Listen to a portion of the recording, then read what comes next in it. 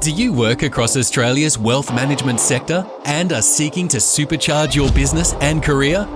Join us at the most important event of the year, the Australian Wealth Management Summit 2024, coming to the Star, Sydney in May. Senator Jane Hume, Shane Oliver, Cassandra Crowe and Alicia Gregory will be keynoting the event as they dive into the intricate landscape of domestic and global economic affairs and set the stage for transformative change in wealth management. Learn from industry trailblazers as they explore opportunities and challenges in the wealth management industry, equipping you with the knowledge to navigate the complex marketplace. Visit australianwealthmanagementsummit.com.au today to secure your ticket. This is a Momentum Media production. The SMSF Adviser Show. Your expert insights into the biggest themes shaping the SMSF advice industry. Hello and welcome to a very special edition of the SMSF Adviser Show. I'm your host, Keith Ford, joined as always by Chair Award winner, Aaron Dunn from Smarter SMSF. How are you doing, Aaron? Very well, thank you, Keith. So, I was pretty chuffed to receive the Chair Award yesterday at the conference. Obviously, acknowledgement of my many years of contribution, which go to the grey hair that sort of sits on the side there as well. But, to be recognised, obviously, by the association is very humbling. That's it. And the association, of course, is the SMSF Association. We are recording today live from the National Conference up in Brisbane. Today, we're recording on the second day of the conference on Thursday. When you're listening to this, it will be a week after the conference kicked off. But it's been a busy conference, a lot of stuff happening, a lot of announcements being made from all sorts. The regulator, the ATO, announced some stuff. We're going to be talking with Justin Micale over this special two-part episode recorded at the conference, as well as a number of other industry luminaries. Yeah, so I think the part of putting together this special two-part episode of the SMSF Adviser Show is to get some diversity in the speakers and the lessons that we get from, the different sessions, and the fact that we have, over 1,200 professionals, might even be 1,300 actually. I think it's the second largest conference they've ever had. Yeah. And that diversity of skill sets from within the SMSF sector, whether it's lawyers, accountants, auditors, actuaries, and the product providers. And it just really gives you a sense of how vibrant the SMSF sector is and what issues and opportunities. And so it provides us with the ability to try and unpack these with some of the speakers. And as you said, we've got regulators, we've got those that are from the thought leadership session that was on yesterday. And just hearing from those that shared some wonderful insights right across the conference. Absolutely. And the sessions have touched on a lot of different areas. Two of your favourite topics, Division 296 and the NALI and NALI. Of course. It's all you can talk about. Yeah. It's the talk of the town. It's the main topic. But it's obviously understandably had a lot of play here. A lot of different sessions touching on the $3 million super tax, the Div 296, and coming at it from a lot of different angles, which, as you mentioned, that diversity among the speakers on their expertise and where they're focusing. Even just within that one topic, there's, I think, maybe 4 or 5 sessions that people could have attended or had a listen to on the live stream across these areas. So, there's a lot there, but also a lot of different areas. There was a couple of sessions on AI within advice practices and, dealing with digital technologies, things along those lines. And, and then a whole bunch of other topics that, we can't even begin to name. So there was even a quiz session, the plenary. Right. So Liam Short, the SMSF coach out there, so also board member, is now actually recognised as the smartest person in the SMSF industry. So well done to you, Liam. If they never hold that again, you're actually the smartest person in the history of SMSF because you'll never get the trophy taken away from you. That's it. No, the one and only. It's, inaugural and final. That's the way to do it. You also hosted a session, yes. Just one? Yes, just the one. So I had the session straight after the CEO, Peter Burgess. So took the opportunity to cover everything that wasn't a session, if that makes sense. So kind of the decision of the association in putting my session together is we're going to throw everything else in a bucket, and we need you to cover all these things off because we haven't got a session on it, or it's not enough for a session. So, I naturally went through a range of things around optimizing the SMSF journey. And it was great because I've historically been on day 3 for the best part of 4 or 5 years. So to be done by lunchtime on Wednesday was absolutely wonderful. Right. You don't get the nerves of being like, I've got to present on Friday, present, you're done and dusted just after Peter Burgess. That's the real reason you got the award, is for taking on all of the stuff no one else wanted to talk about. Yeah, pretty much. Absolutely. So outside of your own session and, perhaps some of the ones that we're going to cover with the guests for the podcast, what else have you found to be particularly illuminating or the most interesting thing to pop up at the conference? Yeah, I think, one of the things that is great about this conference is the fact that you can get to go into workshops. And so you actually begin, you work with peers and you look at issues and flesh them out. And again, I go back to that diversity. So the ATO, for example, was facilitating one with audits with an auditor, or a lawyer's facilitating one with an administrator. So that type of stuff is wonderful, but equally coming along and looking at the nuances of, I'm going to use the Division 296 rules because it is so topical at the moment, to start to see sessions where they're unpacking and doing the analysis of whether money should be inside and outside of super. So, to me, it's the currency of the information, but it's the diversity across the different professions that exist within the profession that I find is why I keep coming back year after year after year after year. Yeah, and obviously, the workshops were not something that I experienced because, they would be very much wasted on me. So not much point me going into any of the workshops. But, there was a whole bunch of them running alongside some of the other sessions that if that was something that anyone wanted to get a handle on a particular subject, got experts there running these sessions to really, really help people out. And, you look on the program, it has a very clear sold out, sold out, sold out, sold out. So those workshops, I think, were all completely full. So people clearly taking advantage of the opportunity. So me to you, someone that's been here for a long time, part of the furniture, naturally, when you come along to something like this, what are your impressions that you get from a conference such as that the SMSF Association puts on? Yeah, so I've not been to the SMSF Association Conference before. This is my first time. The first one they've held since we've had the podcast. Since I've been on the podcast.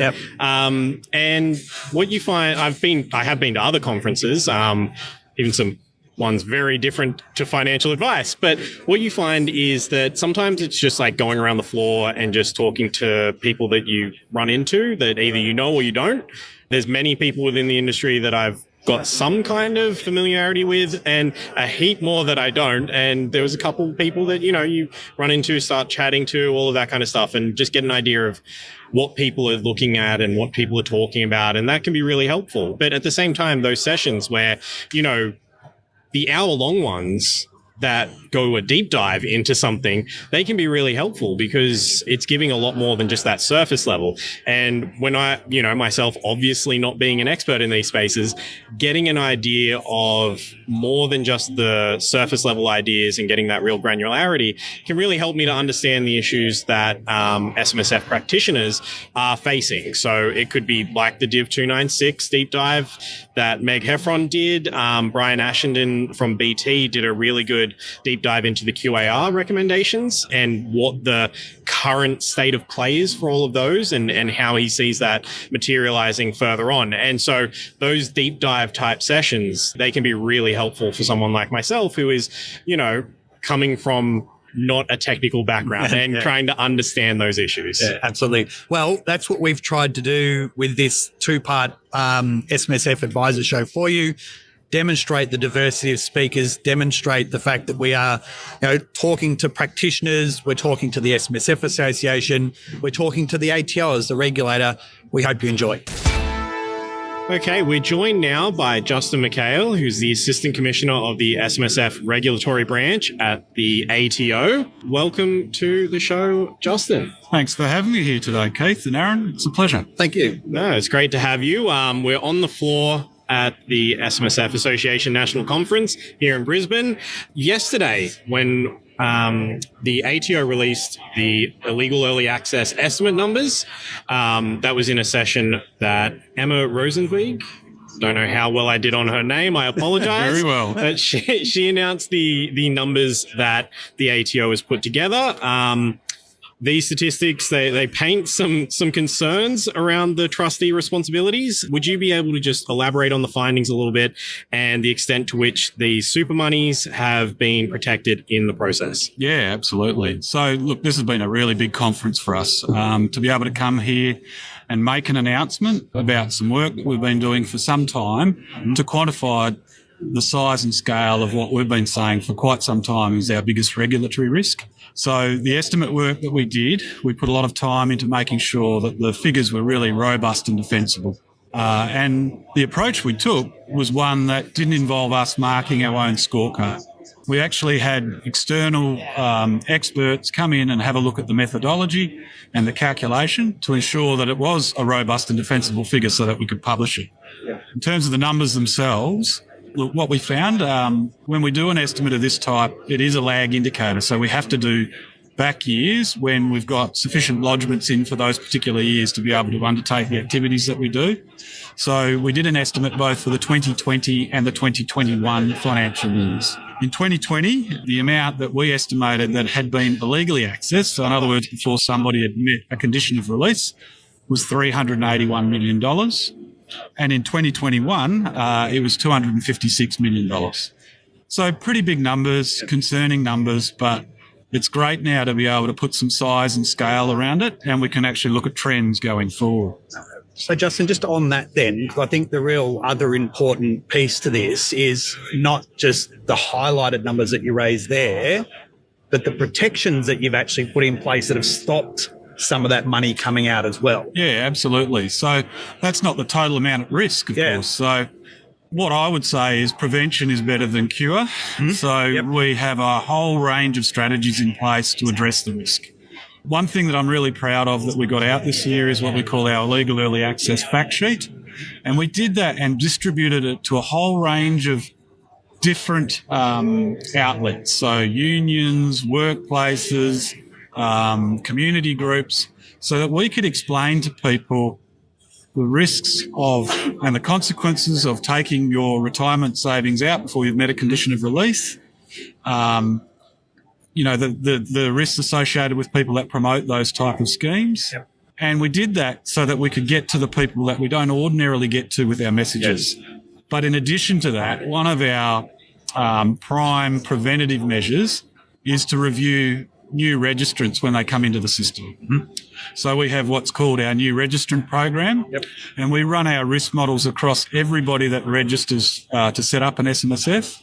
And for those that are in a higher risk category, we undertake reviews. So those reviews, we've done some estimates around the amount of retirement savings that those reviews have protected. So again, in 2020, the figure that we estimated that protected was around about $126 million. So that's on top of the 381 that's gone out of the system. And in 2021, 168 million. The reviews are super important, but they can only ever be partially effective. And they're not fail-safe. And then even the step, and I spoke about it in my session yesterday, about the fact that the bank account was removed out of the registration process. So we can clearly see, as an observer of what goes on in the industry, you can clearly see the fact that the ATO is recognising some areas of concern and then looking to deal with those issues. Yeah. Look, and the bank account action was really about a fraud control. Yeah. So just to be clear, the illegal early access estimate doesn't include fraud. So it's not identity fraud. It's basically people taking their own money out before they should. Not monies that are stolen, but the fraud control around removing the bank account from the ABN registration process is a really important one, because it means to provide us with a bank account, you now need to go through an authenticated channel, which is super important. Yeah. And, look, while fraud's a totally different issue and it's not as widespread in the SMSF sector as illegal early access, the impacts are devastating, right? Like people can lose their retirement savings forever. Yeah. So it's important, and we do maintain a close watch on that. And in fact, even our new registrant reviews act as a safeguard against fraud as well. And I believe there was also a separate figure that Emma released in her session around the prohibited loans, which I believe that wasn't included in that overall early access figure. Yeah, that's right. That's in addition to the illegal early access estimate.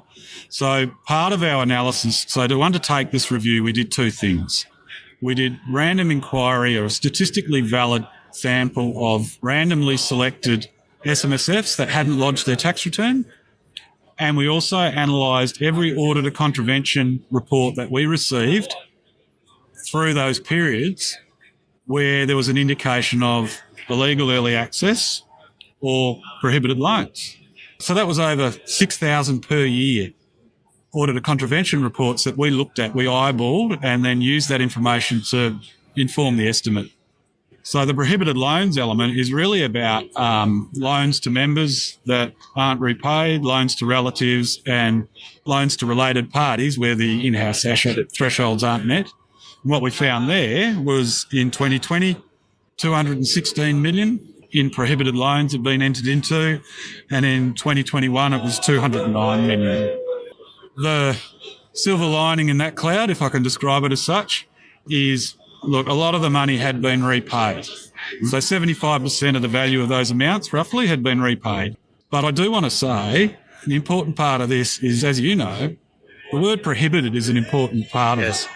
So it was interesting at Craig Day's session yesterday at the conference, which was fantastic. He made a statement around, the fundamental rule that underpins SMSFs is the money's there for your retirement. It's not there to fund other things along the way or even provide short-term finance. Yep. So I just wanted to emphasise that point. And now, as I said, we've been able to quantify the size and scale of those risks. And it's also given us value in terms of the intel we've collected from it will inform the strategies that we take as well in addressing that risk. So the message, and we'll get to I guess in a second, some of the reasons why the ATO has such a strong presence at sessions like the national conference we have here. But from that information, what's your message back to the professionals that deal with the trustees each and every day? Yeah, well, look, my message is they can help. Yeah. And I really do view this. I mean, this issue's an issue that has an impact on a lot of things. The integrity of the sector, yep. People's individual retirement savings and the collective retirement savings of the community, and it can put pressure on the welfare system and those sorts of things. So I think it's a shared risk for all of us that are active in the industry to make sure that we collectively do what we can to rein this in. Yep. So for professionals, they have some unique insights into their client circumstances, and they have levels of influence that as a regulator you don't necessarily have. Yep. So, we're really asking people to use, or professionals to use, those insights and those connections with their clients to ask questions. If somebody's coming and registering and setting up an SMSF and it doesn't look or feel right, ask some questions. Yep. Ask them if they understand when they can access their super. Ask them if they understand about the consequences of accessing their super before they should, because it can have a significant financial impact. Yeah, absolutely. And thirdly, warn them about promoters, because, look, we do know there are promoters out there that convince people into these types of arrangements. Yep. And fourthly, I'll add a fourth one. If they're aware of any form of promotion, they should let us know. And that would be really helpful. And we are actually seeing an increased number of professionals refer concerning things to us, which is fantastic. So I'd really encourage that. Very good. We also wanted to just ask you a bit about the ATO's presence at conferences such as these and why you feel it's important to be both speaking and at the booths. And you mentioned the info sheet on the illegal early access. Emma mentioned that in her presentation as well and directed people to the ATO stand to try and, if you need this, you can get it at the stand and things like that. Yeah. Look, first of all, this is the third face-to-face conference I've been to, and from the very first one, I was blown away by how professional and large it is and how engaged everybody is. The other thing I'd say is, like the speakers or the presenters, like they're so knowledgeable, and, the stuff that you learn from going to the sessions is amazing. I love the diversity. So you can have an accountant speak on a topic and a lawyer speak on a topic and an auditor, and just the same thing in so many different ways helps you, and no doubt helps you as a regulator. Absolutely. You took the words out of my mouth. Like, just to get those different perspectives, and obviously as a regulator, we'll offer a perspective, but we get all of the different perspectives of all of the different presenters, and that's fantastic. Look, having a booth at the expo is great. I think it puts a human face to the regulator, which I think is important. For me, I find the stuff that happens outside the session and the connections and the relationships that you build, the input that you get, I've been regularly asking people about Emma's speech and how it was perceived and what they think and what their thoughts are on how collectively we can deal with the issue. So the value in that is, it's immeasurable. So the more we can engage and really feel like we're actually helping solve the problem, removing boulders out of your own wheelbarrow as well, and getting solutions that as a profession we want to make sure we are as well functioning as possible is absolutely crucial. And it doesn't happen unless we have, the relationships that we have as an association with the different regulatory bodies, not just the ATO, ASIC and the like. And we end up with a vibrant and healthy sector. Well, that's right. Look, since systems thinking says when you've got a complex problem, get diverse worldviews. And this provides us with an opportunity to have those connections, to meet people that you consult with and can get input in relation to different problems that we're all tackling with. Yeah, absolutely.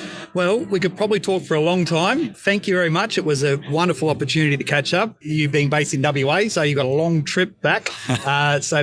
Much appreciated. Thank you once again for joining us on the SMSF Adviser Show. Thanks. It's an absolute pleasure joining you. Thank you. Thank you. Okay, we're joined now by Meg Heffron, who's the Managing Director of Heffron, and Tim Steele, who's the CEO of Class. Welcome to the SMSF Adviser Show. Hi, Keith. Thank you for having us, Keith. Nice to see you and Aaron. So the theme this year of the Thought Leadership Breakfast, Class's Thought Leadership Breakfast, was holding up the mirror. So what the SMSF does well, and in accordance with the theme about what it needs to do to level up. So Tim, in framing the conversation today, and obviously the Thought Leadership Breakfast, can I get some context as to the structure of the session and the speakers that you put together to have that conversation? Yeah, well, I had the easy job. I was facilitating a conversation with 4 fantastic panellists, and as we expected, it was a really insightful conversation, and we deliberately tried to bring together different perspectives from across the broader superannuation sector. So holding up the mirror, it wasn't just us looking at ourselves, it was trying to get some broader perspective. So we were very fortunate to have, obviously, Meg there as one of the preeminent practitioners. I've paid him, just by the way, to say all this. Yes. And a lot Heffron pays too, right? A great client and a fantastic practitioner, a great firm. We obviously had Peter Burgess, as CEO of the SMSFA, giving a perspective from the sector's point of view. And then we had Linda Elkins, who's the partner at KPMG, and every year KPMG publish some benchmark data and a broader report on the sector. And then I think we were really delighted to have Kate Farrer, the CEO of Brighter Super, a local industry fund here in Brisbane, which was an amalgamation of LGIA and Suncorp Super, sort of a $31 billion fund, to share their insights on what APRA funds are doing and, quite frankly, what lessons we might take from that as an SMSF sector. It's pretty brave when you think about it. I don't know, Meg, have you ever done it? I actually once got asked to go and present on SMSFs in a panel at an APRA conference, and it was frightening as hell. Yeah, no, I'd be too scared. I always think panels are a bit scary anyway, but particularly in hostile territory. Yeah. So she was very brave. And I've also seen the reverse. We had someone at this conference on a Thought Leadership Breakfast panel, I think, from the APRA sector before, and she was a very different panellist and didn't do as good a job, I don't think. But it got pretty hostile. But it goes to the very essence of what we were just saying, insofar that we can't just hold up a mirror and look at ourselves, right? And what I got out of that breakfast was the opportunities for us to learn from each other. So maybe, can we go through and highlight some of those things? And maybe, Meg, to you, because you made certainly some comments around that about, some things that we think maybe in the SMSF sector we might be able to learn from. But equally, I think there'll be some things in the future where they'll probably learn from us, like retirement is a perfect example of that. Absolutely right. And I think Meg will do a much better job than I sort of giving that perspective. But I think it is important. We did not set this up as a debate on the merits of APRA-regulated funds versus SMSFs. We said we're genuinely here in the spirit of collaboration and sharing of ideas with a view that we all want to get better. And we owe it, given the importance of the broader superannuation sector to the retirement outcomes of Australians. We have to continue to think about what more we could do differently or better to continue to deliver better outcomes for members. And that was the spirit in which we came together. And we did learn some stuff that reinforced some things about what we're really good at. And it also, of course, say what could we do differently or better. Yeah, it was interesting, actually, wasn't it? So I think one thing that came out really clearly for me, though, is we do have different problems.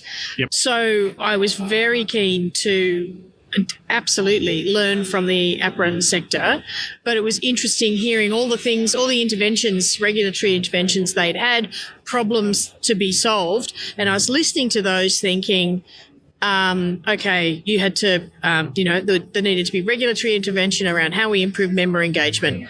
That's just not the problem we have in our sector. You have, engagement around operational resilience and better putting more power in the hands of members so they can, digitisation for large funds is all about that kind of thing. And again, it's probably slightly different for us. Whereas for us, almost our big problem, which came up at the ATO presentation yesterday, is are we going to face a increased regulatory intervention around illegal early release? That would be a bigger risk for us, I think.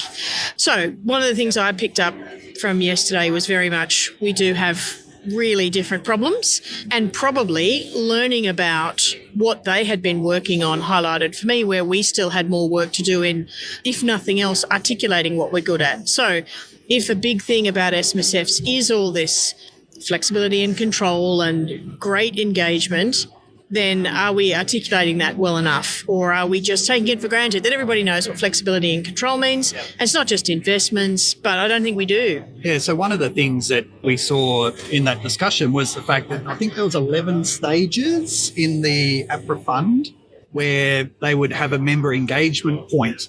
And to me, the thing that stood out there was, well, they're not in the SMSF space, they're not related to them. They're related to the member, but it's almost incumbent on us as the service provider to be able to ensure that those kind of technology engagement points that they've built within their system, a role like Class could actually, the tools that will become an enabler in essence for a lot of the professionals, because it's the professionals that are the ones that are then going to be sort of talking to the client about, well, you're at that event, maybe you need to be thinking about that. You're at that stage of life, you need to be thinking about that sort of thing. And yeah, so for me, I think there's amazing opportunities because of the cross-pollination of ideas, but I also agree that things look very different just because of the fact that we have a much more engaged group. Yeah. By virtue of them being attracted to SMSFs. But it's interesting, isn't it? So if industry funds, retail funds are going to put a lot of money behind making sure they can automate prompts for engagement with members around key life events, we can't really say we don't need that because we're already engaging because we're not perfect. And if it's all left to humans, we'll miss those key opportunities. And, an industry fund member who's approaching 65 will get that automated prompt, and a member of an SMSF won't necessarily get the same automated prompt from there.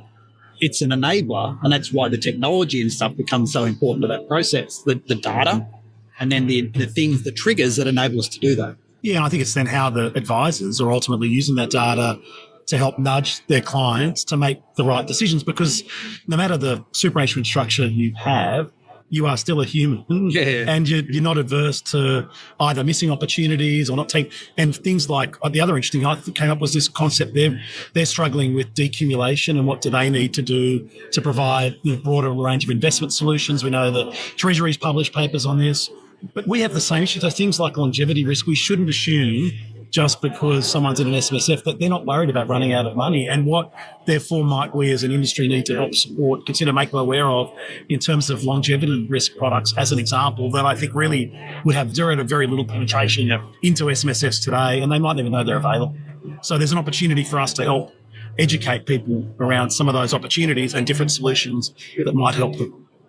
One of the points that came up at the breakfast that I thought was really quite interesting was around education and around engagement. And I think it was you, Meg, who made the point that increased education, increased engagement through APRA-funded, APRA-regulated super funds, those members having that education and engagement, it could possibly lead to them moving into the SMSF space because they're more engaged. They might decide they want to take that even further and move that direction. I think so. So I think one school of thought might well be, if I'm running an APRA fund and I can educate, engage, and give people a lot of flexibility and choice and low cost, they won't ever want to go into an SMSF because everything they could get in an SMSF they can get here.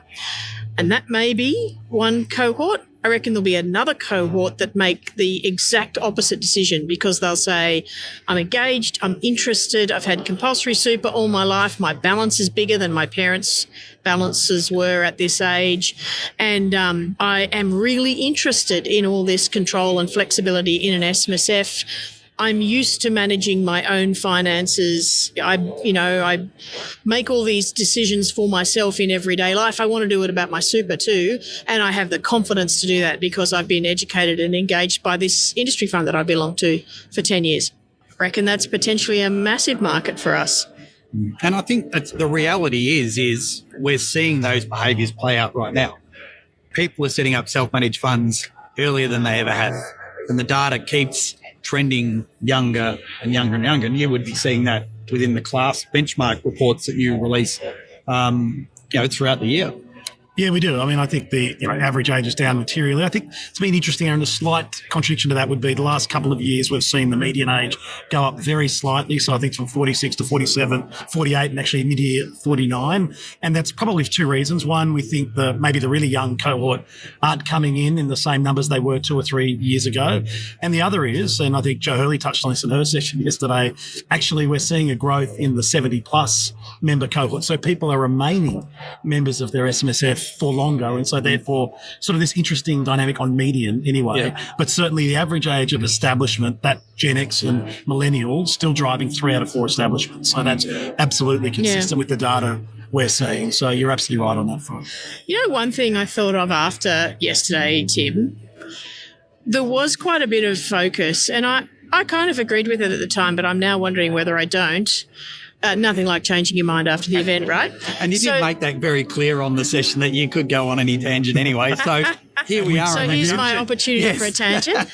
I was thinking there was quite a bit of emphasis on know what you're good at, know what market you're going after, and stay in your lane. I actually think that's wrong. I think SMSFs, the unique thing about SMSFs is there are many, many lanes. So one of the things that the large funds are obviously investing in a lot is digitisation and doing, all this smart stuff. And the sort of vibe on the panel was that's not the space for SMSFs because it's very expensive and, we should stick to our lane of personalised service. Then you think about all the SMSF offers that are popping up these days that are highly digitised, target young people, very much mimic a retail experience. They're low cost. They're actually being successful in that lane. Yep. And they may well be a jumping off point for a more personalised service later in life. But just because SMSFs were once upon a time largely around the personal service from the accountant or the advisor, I think that it doesn't mean it has to stay that way. And I think one of the things that's quite weird about SMSFs is we have such a diverse industry where different players will come in and create a particular offer around a particular demographic and a particular set of needs. that is really everything that is great about the SMSF sector. We don't have to be homogenous. We're not like an industry fund where we have to pick the market we're in and stick to it. The players in this industry can pick multiple markets and be in, different players in different markets. Yeah. And it'll be good for the broader sector. So choice is such a fundamental tenet of the superannuation system we have today, and choice and competition drives innovation, and that will be good for the entire sector. There are some things, again, I think the other lesson I took out is there are things we can collaborate on, like cyber issues and other things that we should be sharing insights across the entire sector that aren't education, all those. So there's opportunities for us to continue to appropriately innovate, compete on, and there are other things we should be really collaborating on and doing more together on, which is the real opportunity that came out of the conversation yesterday as well. Absolutely. Well, I reckon they did a pretty good job. I think they did as well. It was a very good wrap up of what happened at the Thought Leadership Breakfast. Obviously, we don't have about an hour and a half to go through it all, so it was. Meg and I could talk for an hour and a half if you need us to. I do seem to recall at some point, Tim, you dumping on me and describing it as the Thought Leadership lunch now, because I had taken too long to answer a question. It was an inherent compliment in that, Meg. That's right. And then you did a very comprehensive look into the Div 296 just this morning. So that was about an hour long as well. So you've done nothing but speak all weekend. You're telling me I've had enough airplay? I think more you might just be over talking. But that was a very informative session as well. And as you were going through it all, it was very convincing that, all right, maybe for those people, it's not a big issue for that cohort of under 65s. It definitely will be for some. Yeah. But I think it's a shame it's being legislated now. I think if this was coming up in 10 or 15 years' time, it would be seen as a non-issue because a lot of these large balances would have left the system and loads of people would have far harder to get to 3 million in the first place, and we wouldn't be so obsessed with taxing them. We'd find other ways of raising tax revenue. Yeah. Awesome. Well, thank you very much for joining us today on the SMSF Adviser Show. It was great having you on, and thanks for joining the show. Thanks very much. Thanks for having us. The information featured in this podcast is general in nature and does not take into consideration your financial situation or individual needs and should not be relied upon. Before making any investment, insurance, tax, property or financial planning decision, you should consult a licensed professional who can advise whether your decision is appropriate for you. Guests appearing on this podcast may have a commercial relationship with the companies mentioned.